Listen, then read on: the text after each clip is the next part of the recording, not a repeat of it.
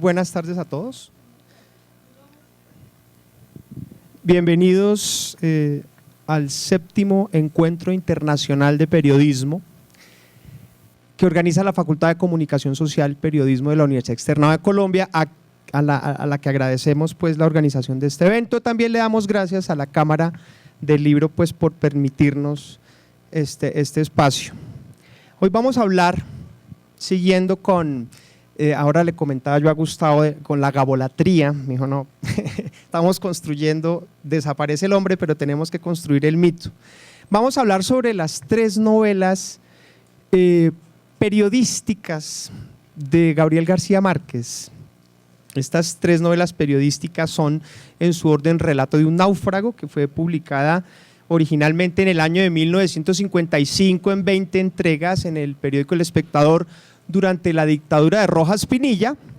Luego, pues no vamos a hablar en ese orden, pero en ese orden las escribió García Márquez, ¿no?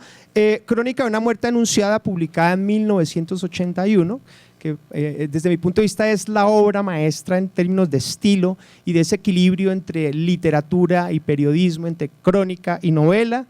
Y la otra historia escrita por Gabo es Noticia de un secuestro, que la escribe, la publica en el 96, pero el contexto de la novela es el periodo de gobierno o principios del periodo de gobierno del presidente Gaviria. Entonces, pues antes de arrancar voy a darle la bienvenida a Gustavo Arango. Muchas gracias por estar acá con nosotros, profesor de la Universidad de Nueva York de Español y Literatura Latinoamericana en la ciudad de Oneonta, ¿sí? Fue editor del suplemento literario del diario El Universal de Cartagena. Entonces ahí nos detendremos un poco ahora a hablar de esos comienzos cuando Gabo tenía 20 años, de cómo fue que él encontró que en el fondo periodismo y literatura eran una sola cosa. Gustavo ganó el premio Bicentenario de Novela 2010 en México con el Origen del Mundo y el Premio Internacional Marcio Veloz Maggiolo por La risa del muerto, a la mejor novela en español escrita en los Estados Unidos. En el año 92 recibió el Premio Nacional de Periodismo Simón Bolívar. Es autor de varias novelas, entre las que se destacan El país de los árboles locos y Santa María del Diablo, que está aquí publicada pues por Ediciones B, una novela que tiene pues contexto de la conquista, como que nos empieza a atrapar la historia, ¿no? Apenas leemos a García Márquez, está muy bien. Voy a destacar otra publicación de Gustavo, que es esta, que a mí me parece realmente extraordinaria. Los que quieran arrancar a comprender por qué Gabo se interesó tanto por el periodismo y la literatura, en un ramo de No me olvides, Gustavo hace un contrapunteo muy interesante entre el momento, por allá por el año 48-49, cuando él trabajó, cuando tenía 20 años, 20, 21 años, 22, en el Universal, y empezó a escribir crónicas, pero también se dio cuenta que estaba haciendo literatura. Hablaremos de eso. A mi derecha tengo aquí a mi estimado, a mi querido amigo Alberto Medina. Alberto, periodista, también novelista, trabajó en la unidad investigativa del Tiempo y luego en sus páginas de Crónicas y Cultura fue editor del periódico Carta Universitaria de la Universidad Nacional en aquellos tiempos, aquellas épocas, ¿no? de los 90. En los años 90 se vinculó a la televisión como libretista de los documentales El juego del poder y Un medio para el ambiente, mención de honor del Premio Nacional de Periodismo Simón Bolívar. Fue periodista político del noticiero nacional y cronista viajero de ese mismo informativo. En RCN Televisión fue editor político y subdirector del programa La Noche. Actualmente trabaja en Caracol Televisión como subdirector de noticias. Obtuvo el Premio Bicentenario de Periodismo Construcción de Memoria 2010 por el trabajo Holocausto, 25 años de la toma del Palacio de Justicia. Dirigió el documental Por los caminos de Gabo, un recorrido geográfico por entre la vida y la obra de García Márquez, que es su primer documental de Gabo. Hoy vamos a ver fragmentos de su segundo documental, que es además muy apropiado para el tema del que vamos a hablar hoy. Es autor de la novela El credo de los amantes y del libro de cuentos En todas partes hay mariposas negras. Dirigió el documental Las voces de Macondo, que muestran la relación estrecha entre la ficción y la realidad en la obra de Gabo.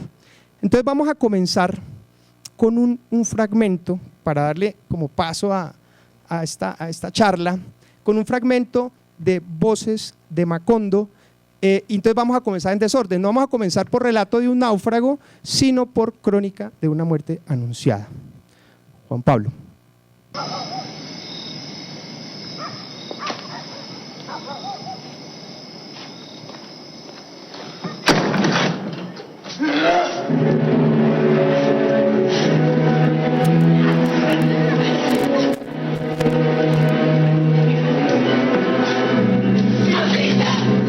Entonces me le subí y cuando la pertenecí, entonces me di cuenta que no había sido virgen. Y le dije, no, jada, tú estás rota, puta, mierda, perdón las palabras, pero son exactas.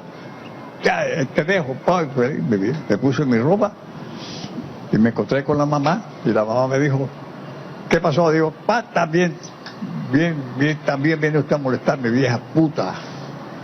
Ahí tiene a su hija, por rota. El acontecimiento marcó para siempre la vida de Sucre en Sucre, el pueblo donde Gabo creció y donde su amigo de Pilatunas, Cayetano Gentile, Santiago Nazar en la novela, encontró la muerte. Margarita Chica, Ángela Vicario en la novela, le dijo a sus hermanos que Cayetano era el culpable de la virginidad perdida. Corrían los días en que la virginidad era un tesoro. En pocas palabras, la mujer que no era señorita o que no era virgen no debía casarse porque era una estafa, era un engaño al marido. La virginidad era el patrimonio real que la mujer ofrecía a su presunto marido. Sin virginidad no había nada en el amor. La tragedia que desencadenó la reacción del marido indignado también quedó grabada en la memoria de Amira Esther Gómez Correa, la hija de la cocinera de la familia Gentile. Divina Flor. Que Divina Flor, que había en la novela esa. Divina Flor. A Amira nunca le gustó el nombre que le dio Gabo en la historia, pero eso para nada alteró sus recuerdos de jovencita. La madrugada en que los hermanos Chica afilaban los cuchillos para vengar la dignidad de la familia, vio salir a Cayetano de la casa muy temprano. Estaba previsto que ese día volvía a Bogotá para continuar sus estudios de medicina. Él sí ese lunes, que se casó la mujer esa. Pero entonces se quedó porque tenían que inventar un ganado allá a la finca que tenía para darle mano listo con el ganado. Ese día el destino ya había trazado el camino.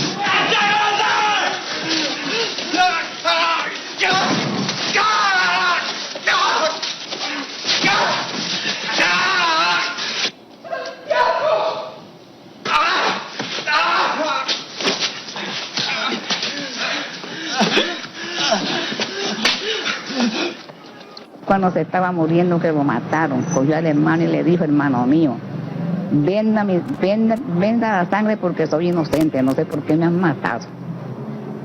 Y cuando lo estaba matando le decía a los que lo estaban matando, los hermanos de ella, díganme qué les estoy debiendo, yo qué les debo yo para que me asesinen así, porque no les debo nada a usted ni yo le he hecho nada a usted.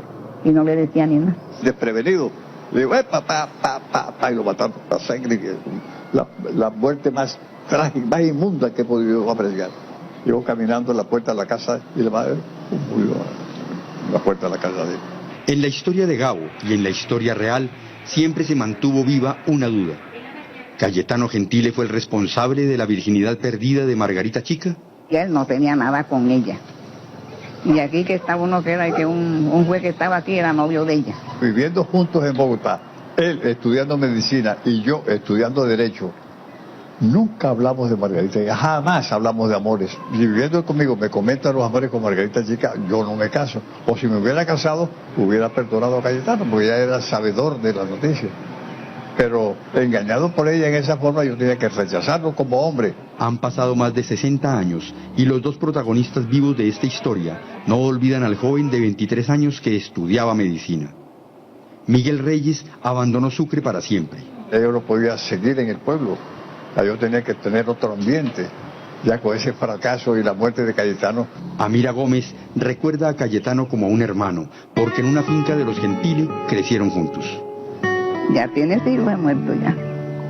Y todavía sigue.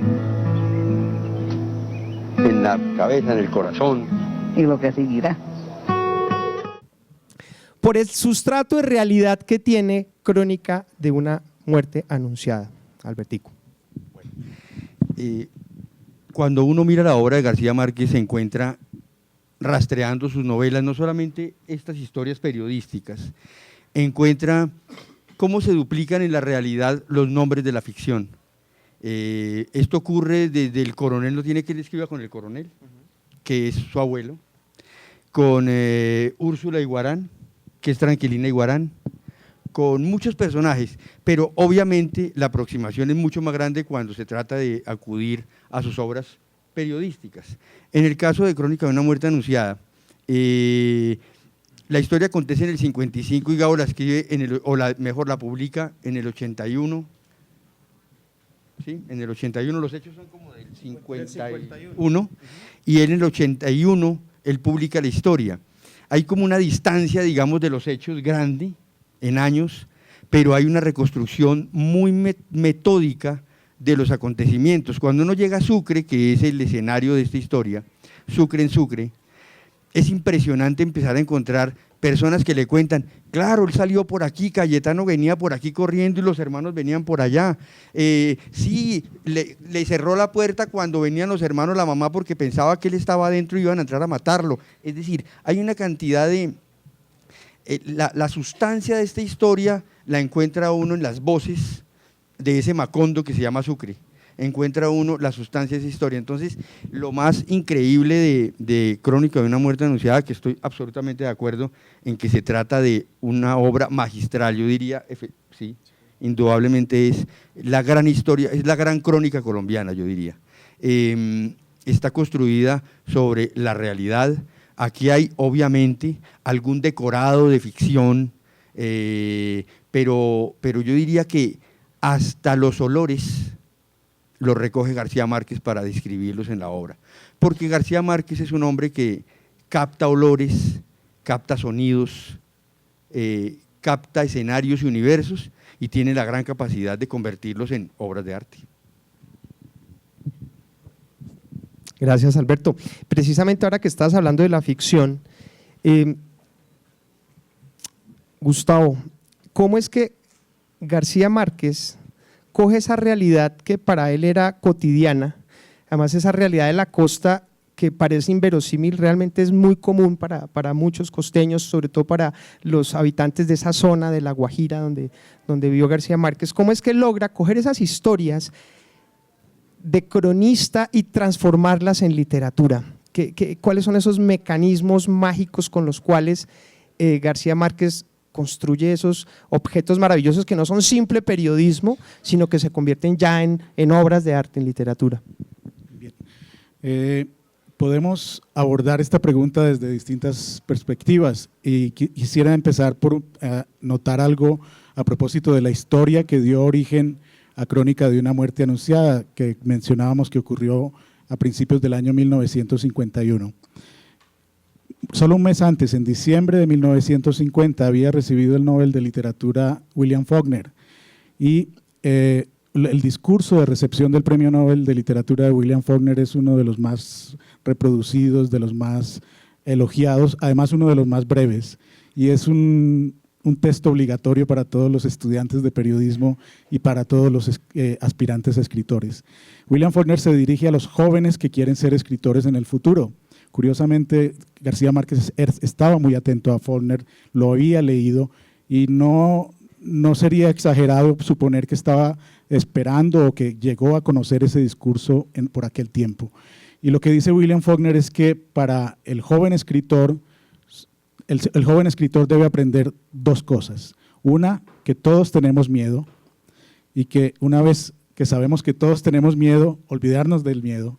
Y la otra es que siempre estamos hablando de las verdades del corazón. Y ahí ya entramos al asunto clave cuando hablamos de periodismo, la verdad. Para García Márquez yo creo que la verdad no es la verdad periodística, la verdad histórica son las verdades del corazón. ¿Y cuáles son esas verdades del corazón? El sacrificio, el honor, la dignidad, todos esos valores morales que constituyen al ser humano y que con el que arrastra a lo largo de toda su experiencia vital. Para García Márquez, gestar las novelas siempre fue un proceso muy largo. Cartagena apareció en sus novelas muchos años después de que vivió en Cartagena, pero allí tuvo una experiencia fundamental que fue la de compartir con compañeros en el Universal, como su jefe de redacción, Clemente Manuel Zavala, y otros periodistas. Incluso al llegar al Universal, García Márquez no era la estrella era Héctor Rojas Erazo, que era 6 años mayor que él, y bueno, quizá fue la única vez en toda su vida que García Márquez era el segundón. Pero eso creó una relación de émulos, casi de rivales a lo largo de la vida de ambos. Allí, con Clemente Manuel Zavala, García Márquez aprendió algo fundamental y fue el uso del detalle, por ejemplo. No es lo mismo decir que llovió mucho a decir que llovió 3 años, 5 meses, 12 días. Esa precisión inmediatamente produce un efecto en el lector, y es que cree que efectivamente ocurrió porque ese dato genera una sensación de realidad. También con Rojas Erazo y Clemente Manuel Zavala descubrió lo que entre ellos llamaban la educación de los sentidos. Y ahora mencionabas el ambiente, el olor, la temperatura. Todo eso es lo que le da vida al relato. Un narrador tiene que educar sus sentidos y percibir más allá de la percepción corriente. Pero realmente García Márquez empezó a formarse y a formar este estilo de verdad y de narración desde que era niño, escuchando a su abuela y a sus tías esos relatos de la tradición oral que eran exagerados, contaban historias de aparecidos, contaban historias mágicas, pero se contaban con una seriedad y con una solemnidad que inmediatamente convertían en realidad cualquier historia que se contara. Entonces, desde niño ya se estaba preparando para escribir estas obras que hoy seguimos elogiando. Sí, de hecho uno lee esta crónica de una muerte anunciada. Ustedes van a encontrar que García Márquez parece un investigador, él es una voz del relato. A mí me parece que los estudiantes de periodismo deben estudiar detenidamente esta obra por varias razones. La cantidad de puntos de vista de los protagonistas que aparecen allí. Cuando tú mencionabas, Gustavo, los detalles, a mí me llamó la atención, por ejemplo, que él dice, y el cerebro de Gustavo Nazar, cuando el padre Amador le hace la autopsia pesaba 60 gramos. ¿Sí? Santiago Nazar, perdón. ¿Ves? Ya te puse la autopsia de Crónica de una muerte anunciada. El cerebro de Santiago Nazar precisamente pesaba 60 gramos, o cuando mide las pulgadas de los cuchillos con que los hermanos vicarios van a matar a Santiago Nazar. Todos esos detalles hacen de Gabo no solo un maestro de la investigación, obsesivo por el detalle, por los matices, por esas sutilezas, sino también la forma de contarlo. Y ese final teatral, que si ustedes vieron aquí la escena, es todo el mundo en el pueblo sabe que Santiago Nazar va a morir, y todo el mundo va a presenciar como una tragedia griega esa muerte. Todo el mundo lo sabe, todo el mundo lo observa. Entonces, pues en esto es un maestro.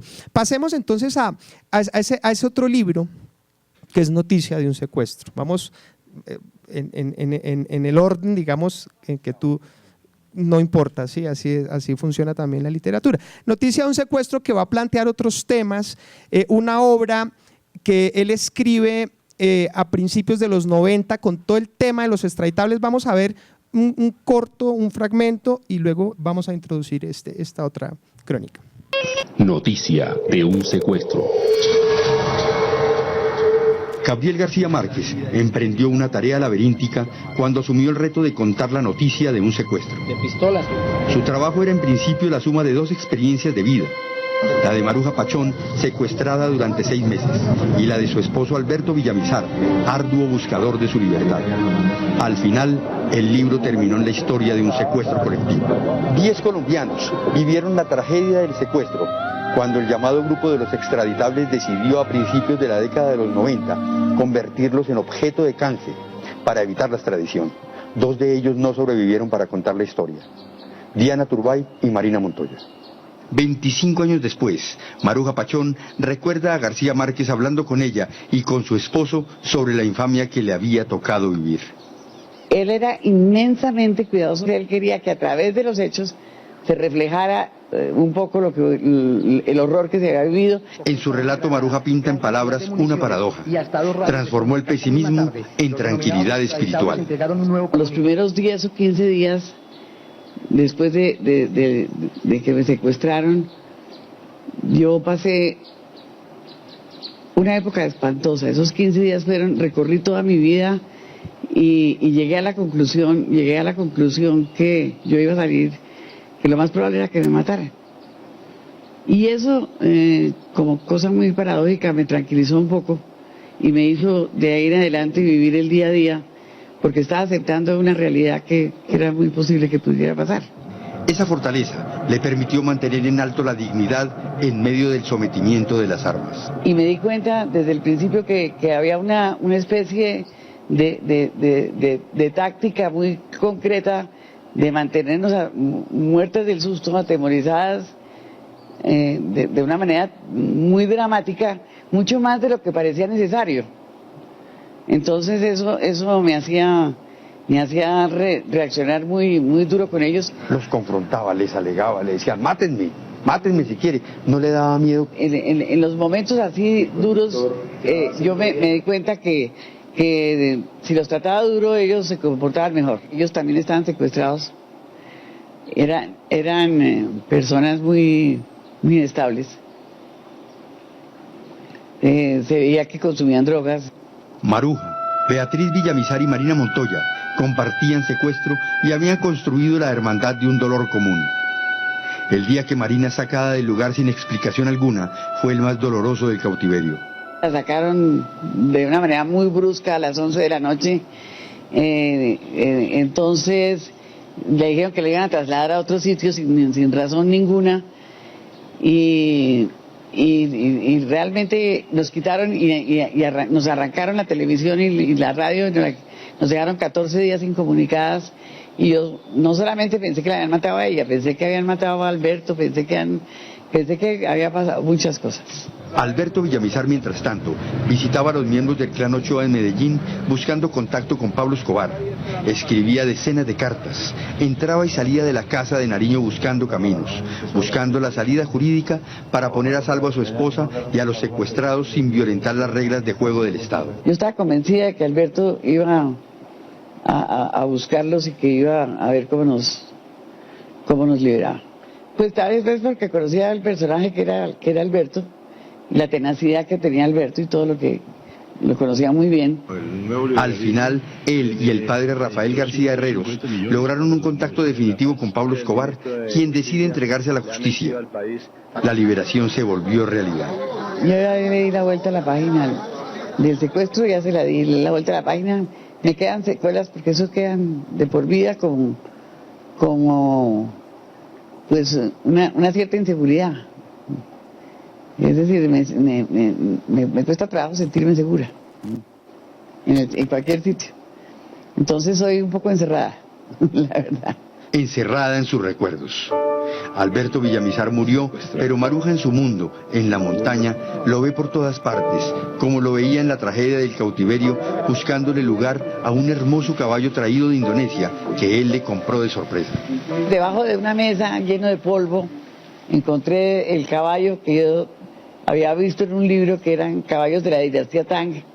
Además del caballo, otro objeto ronda en el libro de García Márquez, el anillo que le regaló su marido y que le quitaron durante los primeros días de cautiverio. Alberto se puso bravísimo, mandó decir, el anillo aparece, tiene que aparecer.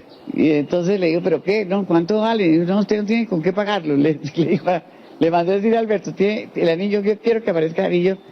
Y realmente apareció, como dicen, me lo llevaron un día a la casa. Ese día nació la idea de Noticia de un secuestro.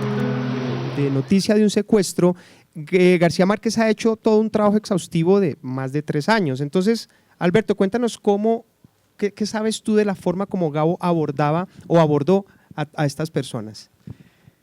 Bueno, esto inicia en realidad por una llamada que hace Alberto Villamizar a Gabriel García Márquez, se conocen, y le dice, ¿por qué no cuentas nuestra historia? Así empieza a tejerse esa historia y empiezan las reuniones, y Gabo muy pronto se da cuenta que esa historia de Maruja y de Alberto Villamizar era un pedacito de la historia de ese secuestro colectivo, y se le convierte esto en realidad en un enorme problema, porque tiene que empezar a hacer una recolección de documentos, tiene que aumentar el número de personas a las que tiene que consultar familias completas que sufrieron el problema en su momento. Pero lo más interesante, me lo contaba Maruja, era la manera como él quería llegar al detalle más mínimo. ¿Cómo era la puerta que ustedes veían que se abría a veces y se cerraba casi todo el tiempo? Se abría a veces para que entrara alguno de los secuestradores. ¿Cómo era la puerta? ¿Cómo eran las aldabas? ¿Cómo era la alcoba? ¿Cómo eran las camas? ¿A qué olía ese mundo en el que estaban ustedes metidas? Es decir, me impactaba mucho que ella me relataba esa manera que de abordar, de buscar de verdad la minucia, la cosa más pequeña, y convertirla en historia. Fíjese que ese caballo, por ejemplo, y el anillo, que parecen dos elementos que pueden no tener un valor, se vuelven de un enorme valor cuando García Márquez los coge y los transforma casi que en personajes además. Es muy importante, el caballo aparece muchas veces a lo largo de la historia, muchas veces, porque el caballo ella lo alcanza a ver, por ejemplo, en un programa de televisión que hacían las hijas y que le mandaban mensajes cifrados a través de ese programa de televisión en ese entonces, colocaban el caballo atrás, como diciéndole, y ella dice, yo veía el caballo y yo decía, me están cuidando mi caballo. De verdad, era una manera de acercarla como de, aquí están tus cosas, ¿no? El tema del anillo era, obviamente, el anillo es un símbolo importante de una alianza y se vuelve muy importante en un momento dado, y ella dice que en el momento en que ese anillo se lo devuelve Pablo Escobar, quién sabe a qué costo, porque seguramente el que se lo había robado yo creo que le fue un poquito mal, ¿cierto? El día que le devuelven ese anillo es que surge la idea de llamar a García Márquez y decirle, Gabo, ¿por qué no cuenta esta historia? Todos sabemos que en Noticia de un secuestro, las víctimas son personajes del poder. Maruja Payón de Villamizar, está Francisco Santos, está Marina Montoya, está Diana Turbay, familiares e hijos de poderosos que nosotros pues ya conocemos. Gustavo, ¿cómo ha sido esa relación? Y sabemos que Gabriel García Márquez fue amigo de los grandes poderosos en el mundo, de Bill Clinton, de su gran amigo Fidel Castro. ¿Cómo ha sido esa relación con el poder y cómo se puede ver esa relación en esta novela periodística en particular?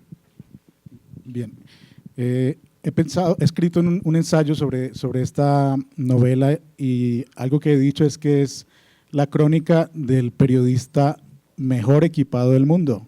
Es decir, el estudiante de comunicación que hace una entrevista tiene su grabadora y la cámara de su teléfono, pero García Márquez tenía realmente una empresa periodística para producir esta historia, para contar esta historia. Hubo incluso presiones de muchos frentes en torno a la creación de esta novela. Por ejemplo, estaban los celos de Nidia Turbay porque la novela no tomó como eje principal a su hija. Incluso los subalternos de Pablo Escobar trataron de contactar a García Márquez para también ofrecer su versión, pero ahí fue donde García Márquez puso su límite, porque entendió que una negociación con esas personas era una negociación muy peligrosa en muchos sentidos, incluso para su propia imagen, que es una imagen pues que la prueba es esta feria del libro que le hemos dedicado. Entonces, por ese lado, es un trabajo donde hay una gran cantidad de versiones, hay una gran cantidad de influencias. Está también incluso el reencuentro con Turbay, porque todos sabemos que García Márquez abandonó, se tuvo que ir de Colombia a raíz, pues, en el gobierno de Turbay, a raíz de unos rumores que llegaron de que iba a ser involucrado con un cargamento de armas del M-19. Pero ellos se reencontraron después en República Dominicana y parece que hubo una especie de limaron asperezas. Pero García Márquez sí, es una persona que está cerca del poder, que siempre estuvo cerca del poder. Se disgustó mucho con John Lee Anderson en el perfil del New Yorker porque lo dijo así directamente. García Márquez está fascinado con el poder y eso no le gustó para nada. Pero es evidente que sí, que ese era su nivel y que lo usaba como una herramienta para producir efectos. Era una persona que era muy consciente de su papel social, de su papel en la historia, y él estaba siempre pensando, si yo no hago lo que puedo hacer con los recursos, con las personas que conozco, con la influencia que tengo, merezco ser borrado de la historia. Entonces era una persona muy consciente de su papel a nivel de la historia. Y ya concentrándonos en el tema de la novela, quisiera destacar algo que tal vez no se menciona mucho, y es que es la incursión de García Márquez en la novela urbana. Porque, bueno, Macondo era una historia de pueblo. Las historias por ejemplo, los cuentos de la Cándida Heréndira eran cuentos en regiones más o menos míticas. El Otoño del Patriarca y Crónica de una muerte anunciada, todas son de alguna manera novelas de ciudades pequeñas, pero no había hecho novela urbana. ¿Y qué clase de novela urbana nos hace García Márquez? Es una novela de sitios cerrados, de cuarticos, de celdas, de lugares que no se logran identificar con la nomenclatura de las calles. De alguna manera nosotros como lectores también estamos secuestrados cuando leemos la novela y hay una sensación de opresión, de encierro a lo largo de todo el libro. De manera que, aparte pues de toda esa capacidad para reunir información, está ese gran talento narrativo que lo lleva a elegir esos detalles simbólicos que le dan identidad, así como las mariposas, el anillo, el caballo. Él tiene mucha agudeza para identificar esos elementos que van a quedar en la memoria del lector. Pero además de eso, logró construir una narrativa en la que el lector también está secuestrado. Sí, a mí me llama la atención que uno empieza a ver en nuestros 3 libros un juego muy garciamarquiano. Y les voy a leer una cita de este libro cuando se refiere a los secuestradores, para que vean esa magia que saca García Márquez de la realidad. Dice: los guardianes habían oído decir por la radio que Beatriz era fisioterapeuta y lo confundieron con psicoterapeuta, de modo que le prohibieron escribir por el temor de que estuviera elaborando un método científico para enloquecerlos. Entonces ahí estaba dotando, atribuyéndole unos poderes casi sobrenaturales a estos secuestradores. Yo quería como sumarle a estos 3 libros específicamente. Cada uno está enmarcado en un género periodístico. Crónica de una muerte anunciada es una crónica y tiene ese manejo de tiempos propio de la crónica que maneja magistralmente Gabriel García Márquez. Noticia de un secuestro, sin duda, es un gran reportaje. Es un libro que tiene cantidad de fuentes, consultas. Además se mete con la hondura de un proceso que fue el tema de la extradición y cómo ese tema se convirtió en un tema para el país supremamente dramático. Y la que vamos a ver más adelante, que el relato de un náufrago, es un relato en primera persona que surge de una entrevista, que yo diría que eso es muy importante. Arranquemos con relato de un náufrago, ¿te parece? Náufrago. Luis Alejandro Velasco entró a la galería de los náufragos más famosos del mundo cuando su historia apareció por capítulos en el periódico El Espectador. Las cenizas del marino, que fue inmortalizado por Gabriel García Márquez en el relato de un náufrago, ya fueron devoradas por el mar. El mismo mar que hace exactamente 60 años no pudo derrotarlo. Jaime Torres era uno de los marineros del ARC Caldas de la Armada Nacional el día que cayeron al mar 8 compañeros, uno de ellos su amigo de toda la vida, Luis Alejandro Velasco. Eso fue un maremoto, una onda sumamente distante fue el epicentro. Por lo tanto, nosotros no alcanzamos a predecir ni percibir, sino en el instante en que llegó la ola. Las olas son como una torre de estas, como una montaña. Usted ve la montaña y siente miedo, siente pavor. El coletazo había obligado al comandante del barco a dar una orden. El comandante está ordenando, soltar amarras de las mercancías. ¿Qué fue lo que cayó al agua? Es electrodomésticos, televisores, neveras, equipos de sonido, cocinas, en fin. Solo hasta que el mar se calmó, supieron que faltaban hombres. Escuché cuando se hizo el inventario de la unidad y desaparecen 8, que fueron los que fueron en cubierta, que cayeron al mar. pues ellos prácticamente unos tenían salvavidas, pero no pudieron asirse a lo que Velasco primero se agarró a una guacal y después aprovechó una balsa. Cuando las familias todavía se secaban las lágrimas por sus desaparecidos, una noticia sorprendió a Colombia. ¡Atención! Estas son las noticias más importantes del día. El régimen del general Rojas ha restringido la información. Luis Alejandro es recluido e incomunicado por varias semanas en el Hospital Naval de Cartagena. Ya se sabía por radio, por comunicación radial, que había aparecido el marino Luis Alejandro Velasco. Entonces, corra, aprovechar para verlo, ¿no? Y tocarlo, porque no, increíble, eso parecía un carbón de negro, todo sin piel. Quedó totalmente en carne viva. Cuando yo tuve la oportunidad de charlar 2 palabritas ahí en el Hospital Naval, él me dijo, muy al oído, hermano, ocurrió un milagro. Él se acordó de la medallita de la Virgen del Carmen y me dijo, hermano, mi Dios me retiene en este planeta Tierra un poco tiempo más para hacer unas labores. Fue en el 55 y mire, después a los 11 años apareció haciendo las grandes labores humanitarias como las de las primeras casas del Minuto de Dios al sur. La palabra héroe sonó muy fuerte en los medios de comunicación de la época. Él no es un héroe, como lo dice la prensa, la novela, los medios, y él lo rectifica. Yo no soy héroe, nosotros también sabemos que no fue un héroe, fue una persona que aplicó las instrucciones de la Armada, como no beber agua salada, como saber comer, porque ya en cierto momento él pudo aprovechar un pedazo de pescado, una garza, una gaviotica que la expresó, pero se atoró. Después vino la popularidad y los contratos publicitarios. Hasta el reloj de Velasco, que jamás naufragó al tiempo, se convirtió en anuncio comercial. Jaime Torres asegura que eso no lo enriqueció.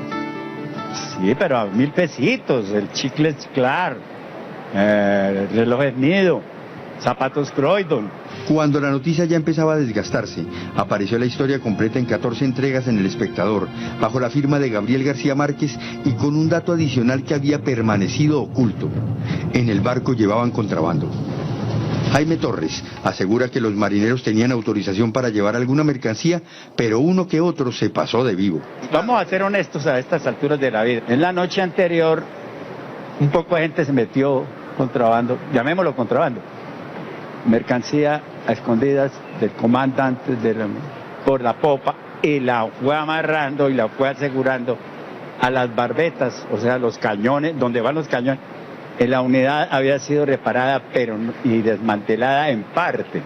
Día tras día, Velasco narró su historia, habló de noches de terror, habló de tiburones a las 5 de la tarde. Yo le decía a él, la balsa fue empujada por los delfines y lo defendieron con la acometida de los tiburones todos los días a las 5 de la tarde, tenga los hijos ahí como un reloj. Los tiburones a esa hora salían a ver el objeto que brillaba, que era la balsa. Habló de las visitas de Jaime Manjarrés, otro de los hombres que cayó al mar y que se le apareció varias veces en la balsa. Es espejismo, como un sueño, Él dice que le echaba agua, lo refrescaba mucho y le hacía señas, lo orientaba. Velasco murió hace ya 15 años. Jaime Torres guarda con celo la fotografía en donde se despide de su amigo del alma, que sostiene en la mano el relato de un náufrago. Cuando Luis Alejandro Velasco muere, su última voluntad es que sus cenizas sean arrojadas al mar. Ah, sí. O sea, no sé. El hombre no solamente vivió 10 días a la deriva en alta mar, sino que quería que sus restos fueran para allá, otra vez. Eso es un paradoja, exactamente, ¿no? Eso incluso lo está fotografiado y está filmado, dicho por él. El mejor amigo de Luis Alejandro Velasco, los sobrinos de la mamá grande, los protagonistas vivos de Crónica de una muerte anunciada, un testigo de la mala hora y el personaje central de la noticia de un secuestro, cuentan hoy las historias de Gabriel García Márquez como regalo de la realidad para un mundo de ficción que lleva por nombre realismo mágico. Bueno. Esta es la primera crónica que Gabriel García Márquez escribe. La escribe en entregas, como se dieron cuenta, en El Espectador. Y aquí arranca lo que yo considero una poética de la revelación. Esa es una poética de la revelación en Gabo. Y aquí hay una frase que me llamó la atención de esta crónica que se las voy a leer. Porque el periodista lo que hace es, precisamente, ahora vamos a hablar de eso, mostrar lo que otros esconden y sobre todo lo que esconde el poder. Recordemos que la dictadura de Rojas Pinilla del 53 al 57 fue represiva y que esta crónica se publica en el año 55, o sea, estamos a la mitad pues como de la dictadura. El más insignificante rastro de la presencia humana, dice Velasco, tuvo para mí en aquel instante el significado de una revelación. Cuando ustedes leen Crónica de una muerte anunciada, todo va a funcionar como una revelación. Todos esos indicios, el traje blanco de Nazar, ¿cierto? La mantilla de la iglesia, de la mamá de Gabo, que solamente se ponía para dar el pésame, todas esas cosas empiezan a anunciar algo trágico, ¿no? Está narrada en primera persona, los 10 días pues, que dura Velasco en esta balsa, y esto tiene consecuencias políticas. Una, el exilio en París de Gabo. 2, el cierre del Espectador. Hablemos de ese modelo de entrevista, porque si ustedes miran las 3 crónicas, son 3 modelos distintos de hacer periodismo y de hacer literatura. Arranquemos hablando de eso. Perfecto. Estamos hablando de crónica, de reportaje, y ahora estamos hablando, obviamente es una entrevista lo que hay detrás de esto, pero una entrevista que termina escrita en primera persona como el relato de Velasco. Velasco era una persona que tenía una excelente manera de contar. Eso es muy importante saberlo. Esto no es solamente la magia del escritor, sino encontrarse también con un modelo que te sabe pintar y contar qué fue lo que viví. Y Gabo lo que hace es hacerle una entrevista y transformarla, es decir, por decirlo de alguna manera, puede sonar un poco feo, pero creo que la palabra es la correcta, exprimir al personaje. Creo que uno como periodista tiene un poco esa tarea de sacarle jugo al personaje que tiene al frente. ¿Ah? Tenía mucha agua. Sí, claro, además en este caso tenía mucha agua, pero de verdad lo exprimió, le sacó toda el agua y nos puso a nosotros a sentir la sed de Velasco, el calor de Velasco, el hambre de Velasco, las tristezas de Velasco, las alucinaciones de Velasco. Creo que el gran éxito del relato de Un náufrago es la manera como uno, al enfrentarse como lector al relato de un náufrago, uno termina viviendo ese naufragio. De verdad, es impresionante. Y creo que el personaje que entrevisté es un personaje maravilloso porque es un personaje que compartió con él toda la vida, ¿sí? Él lloró su desaparición, celebró su aparición y vivió con él todos los días, y su casa, él vive muy humildemente, y su casa está llena de fotos de su amigo, de las crónicas del Espectador en página entera grandísima pegada en el cuarto. Es decir, él celebra todos los días la vida de Velasco. Eso es una cosa fascinante. Esa revelación, esa especie de epifanía, Gustavo, la tuvo García Márquez cuando trabajó en El Universal, y a mí me parece importante hablar de ese momento porque Gabo dice, y este libro revela ese momento porque cuando tú tenías 30 años, me contabas, empezaste, la semana pasada, empezaste y trabajaste además en El Universal, ¿cierto? Te obsesionaste por ese momento, ¿no? Entonces Gabo dice lo siguiente, y eso nos va a contar ahora Gustavo, dice que en ese momento cuando tenía 20 años, imagínense el genio, cuando empezó a entender que el periodismo y la literatura en el fondo tenían raíces comunes. Gustavo. Bueno, sí. Hablando de lo que mencionabas, de ese culto que quiero continuar a partir de ahí, de cómo el amigo conservaba los recortes de prensa, o cómo en la nota anterior, por ejemplo, contabas a propósito de Crónica de una muerte anunciada, que las personas decían, entonces Santiago Nazar entró por allá. Noten que incluso les cambian el nombre y les dan el nombre de la ficción. Entonces uno de los puntos, ya que estamos entrando como en plan de concluir, es que no solamente registra la realidad con un criterio estético, con elección de símbolos, con una narración que cautiva, sino que fabrica realidad. Recordemos que finalmente se ha quedado el número de los muertos de la masacre, no el de los documentos oficiales, sino el de la novela 100 años de soledad. Es una fabricación de la historia. Y entonces él era muy consciente de eso, él es consciente de que está creando historia y de que está interviniendo en la realidad. O sea que es de doble sentido, sacar de la realidad la materia prima, en el caso del náufrago, un gran relator, pero al mismo tiempo al devolver esa narrativa editada, transformada, con el arte de narrar que ya él conocía muy bien en ese momento, fabrica realidad. Y entonces ya lo que la gente recuerda, la historia, la memoria colectiva, está basada en textos literarios. Ese es otro de los puntos que hacen de García Márquez una figura muy singular. Y quiero solamente señalar un par de influencias que también estaban detrás del relato del náufrago. Ya había leído a Hemingway, por supuesto, y Su viejo y el mar. Es decir, era un encuentro de la parte de la experiencia leída con la experiencia vivida. Y cuando niño, recuerden lo que dicen los biógrafos, leía Las mil y una noches, que ni siquiera sabía que eran Las mil y una noches porque el libro no tenía pasta, no tenía las primeras páginas, era el libro de su abuelo, y ahí está, por supuesto, Simbad el marino, que se la pasaba naufragando todo el tiempo. En todos los viajes de Simbad el marino hay naufragio, de manera que estamos en presencia de una persona que desde muy temprano, ahora sí, para ubicarlo con el Universal, desde muy niño aprendió que las historias ya fabrican realidad, que si alguien te cuenta una historia con la suficiente fuerza, con la suficiente convicción, eso ya es realidad en quien la recibe, en quien la escucha, en quien la acepta. Y eso se fue depurando después con la experiencia como periodista. Noten que el padre de García Márquez quería que fuera abogado. En aquella época también los que querían ser escritores normalmente estudiaban derecho, pero hubo una transición hacia el periodismo, y yo creo que ha sido una transición muy afortunada, porque finalmente desde el principio quien quiere ser escritor, quien se foguea a través del periodismo, entra en contacto con la materia prima de la narración, que es el relato, es la historia bien contada. Y como muy bien lo señaló, empieza con una entrevista que es simplemente un testimonio en primera persona. Luego en Crónica de una muerte anunciada ya hay una multiplicidad de voces, y en el caso pues, de Noticia de un secuestro ya es toda una sociedad la que está hablando.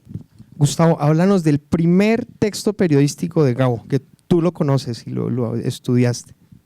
Bueno, todos conocen los textos costeños que recopiló Jacques Guillard, que es un libro fundamental, ¿no? Las notas de prensa que publicó en el Universal, después en el Heraldo, después los textos que publicó en El Espectador.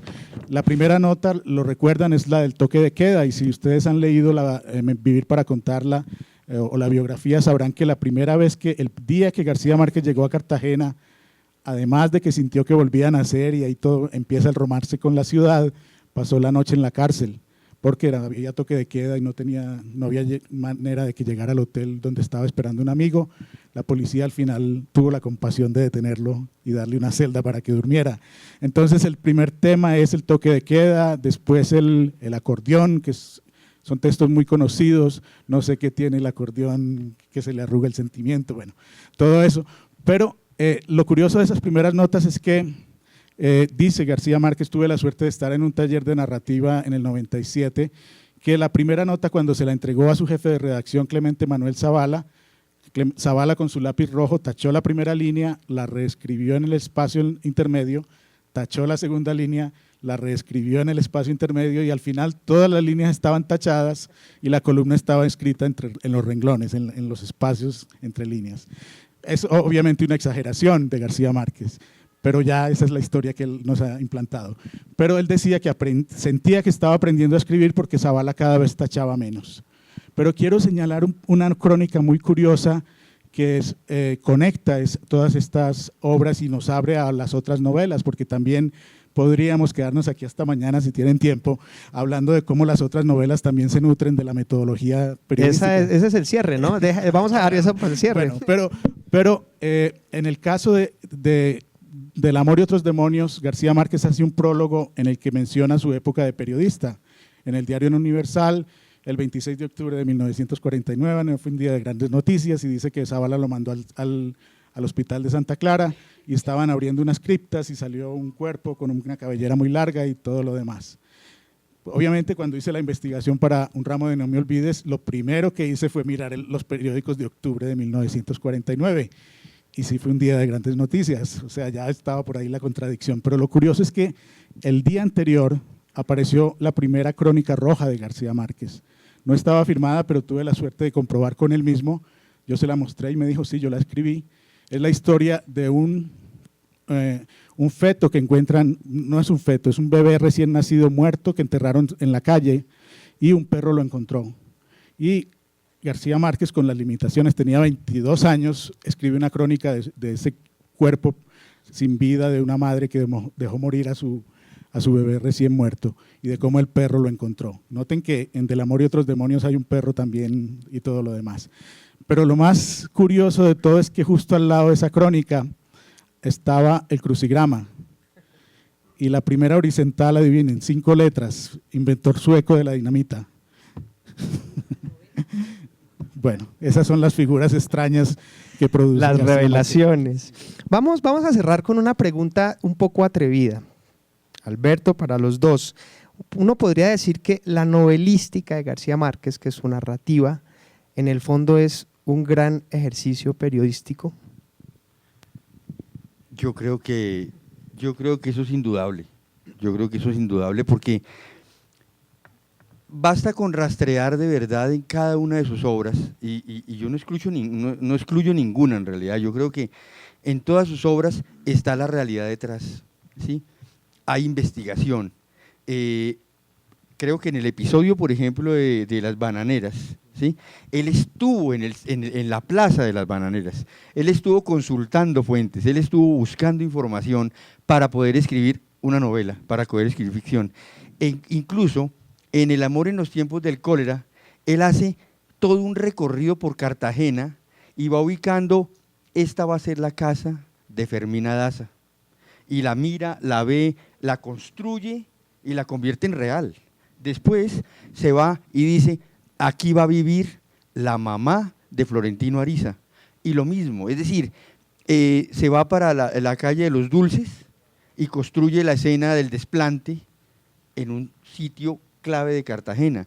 Tiene el río Magdalena como referente, tiene el cólera como trasfondo de una historia. Es decir, siempre están los hechos de la realidad detrás y yo creo que donde está la realidad está el periodismo, indudablemente. Gustavo. Bueno, una frase que García Márquez repetía constantemente y es que en sus novelas no había una sola línea que no tuviera una correspondencia con la realidad y contaba que su mamá se enojaba muchísimo cuando leía las novelas porque estaba haciendo chismes de los compadres y de las personas que la familia conocía y que ahora con qué cara los iba a saludar si García Márquez lo pintaba de ladrón en una novela. Entonces, eso yo creo que fue una decisión creativa desde el principio, y es que aún en lo más extraordinario había un sustrato real, y de hecho yo creo que nos queda todavía mucho, y es una de las razones por las cuales García Márquez perdurará, y es que en esas obras todavía hay mucha información encriptada. García Márquez nos confesó muchas cosas en sus libros que todavía no sabemos y solamente empezarán a aparecer de manera paulatina. Les voy a citar un ejemplo. A mitad de año recibí un mensaje de correo electrónico de una señora brasilera que vive en Inglaterra y me preguntó que si sabía algo del avión de la Bella Durmiente, del cuento del avión de la Bella Durmiente. Y entonces yo le mandé la información que tenía y ella me dijo, es que yo creo que yo soy la Bella Durmiente. Y empezó a contarme cómo conoció a García Márquez en el aeropuerto de París y todo eso. Hicimos una crónica y realmente tuvieron una conversación en la sala de espera del aeropuerto y la conversación está en el cuento. Ese cuento tuvo 2 versiones, primero como una nota de prensa en los años 80, pero después en la versión de cuento aparece incluido datos de la conversación que García Márquez tuvo con esta señora. O sea que lo que viene apareciendo y lo que seguirá saliendo cuando tengamos los instrumentos apropiados, cuando tengamos la información apropiada, es lo que garantiza que García Márquez siga dándonos sorpresas por mucho tiempo. ¿Te ibas a decir algo? Sí, en 2 historias adicionales que cuento yo en Las voces de Macondo, hay algo que está muy relacionado con esta pregunta. Están los funerales de la mamá grande y la mala hora. resulta que en los funerales de la mamá grande hay unos protagonistas que aparecen allí que son los sobrinos. La mamá grande es virgen y sin hijos, dice García Márquez, ¿sí? Encontré los sobrinos de la mamá grande, o sea, esto es verdad. Esto es, los funerales fueron majestuosos, fueron gigantescos, como los pinta García Márquez. La exageración es que puso al Papa a viajar hasta el funeral, esa fue la exageración, pero sí estaba el obispo, ¿sí? O sea, estaba el obispo. En el caso de La mala hora, que uno cuando lee La mala hora uno dice, qué ficción, que esto aquí hay un juego de ficción muy grande, y resulta que son personajes de la ficción que tienen tumba en el cementerio. Yo encontré a Joaquín Vega, que es el protagonista de La mala hora, vi su tumba en el cementerio de Sucre, Sucre. Entonces, lo que quiero decir acá es que la novela, las novelas, la obra periodística, la obra novelística de García Márquez son una sola y están todas ancladas en la realidad. Creo que de eso no hay duda alguna. Bueno, podríamos seguir hablando 100 años para continuar con 100 años de García Márquez. Pues solo me queda pues agradecerle aquí a Alberto Medina, a Gustavo Arango, esta conversación tan interesante, a ustedes, de nuevo a la Facultad de Comunicación del Externado de Colombia por crear este espacio maravilloso para poder hablar de periodismo y de literatura, a la Cámara del Libro y a ustedes muchísimas gracias. La palabra a la gente. Sí. Bueno, me dice por acá, profesor Guido Tamayo, si tienen el público un par de preguntas, entonces abrimos el micrófono, una por acá, otra por acá. Más que una pregunta, es una observación sobre el relato de un náufrago. Guillermo Cano me contó que el general Ordóñez del gobierno militar lo visitó y estaba furioso por el relato de un náufrago. Y entonces yo le pregunté que si por el contrabando que traían los militares, y entonces dijo no, eso al general Ordóñez no le molestó, lo grave era que los oficiales traían de a 2 neveras.